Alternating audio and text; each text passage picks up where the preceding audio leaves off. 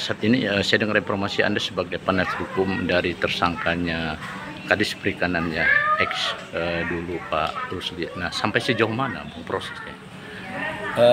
Prosesnya sudah tahap 2. Kita menunggu nantinya registrasi perkaranya dari Pengadilan Tipikor di Palangkaraya. Nah, saya dengar informasi kan ini kan ada menjadi tanda tanya masyarakat nih. Kok kenapa dia bisa dijadikan tersangka? Padahal kan untuk objek gratifikasi, dugaan gratifikasi berarti ada yang memberi, ada yang menerima. Nah, sampai sejauh mana Anda menyikapi ini? Ya, nantinya ini kan sudah ke materi perkara. Tetapi dengan penentuan pasal 12 ayat E itu, bahasanya Pak Rusliansa selaku kepala dinas meminta uang ke seseorang yang hendak menggunakan fasilitas pemerintah itu, yaitu pabrikan itu, bahasanya di situ. Tetapi yang jelas uang itu timbul bukan karena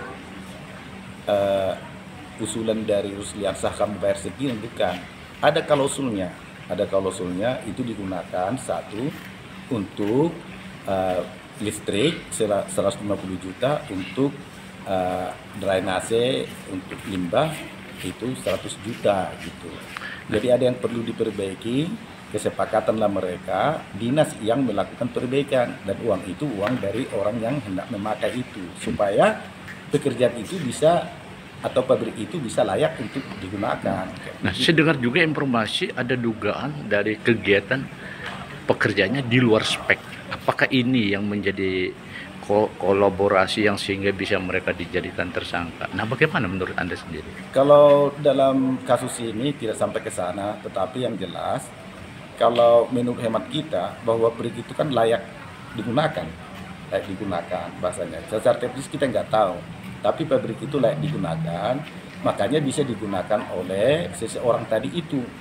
Cuman hasilnya tidak memadai karena kurang teknisinya untuk menghasilkan produk yang layak dijual sesuai standar, itu aja.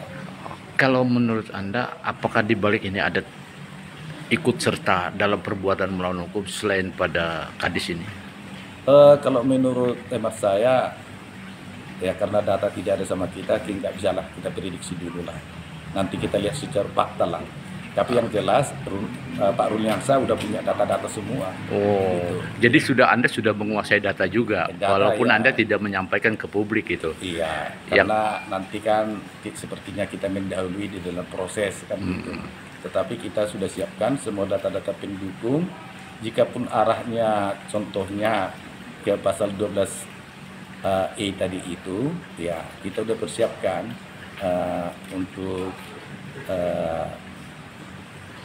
menyangkal tuduhan-tuduhan pasal tersebut gitu. Karena menurut hemat kita bahwa timbul nilai yang 250 juta itu adalah kesepakatan antara mereka. Jelas itu ada kesepakatan. Berarti ini adalah awal ini. Iya. Akan panjang. Ya kemungkinan ya kalau memang berlanjut terus pasti ada pihak-pihak lain juga. Gak mungkin berdiri sendiri kan. Oh. Setiap perbuatan itu kan ada pemberi, ada penerima kan. Oh, gitu. Oh, tapi nanti tunggu ya waktu itu ya. Iya.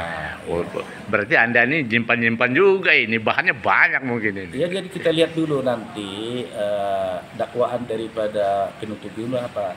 Tapi yang jelas dakwaan dia itu kan tidak jauh daripada penetapan tersangka dalam pasal 12 E tadi. Oke, siap.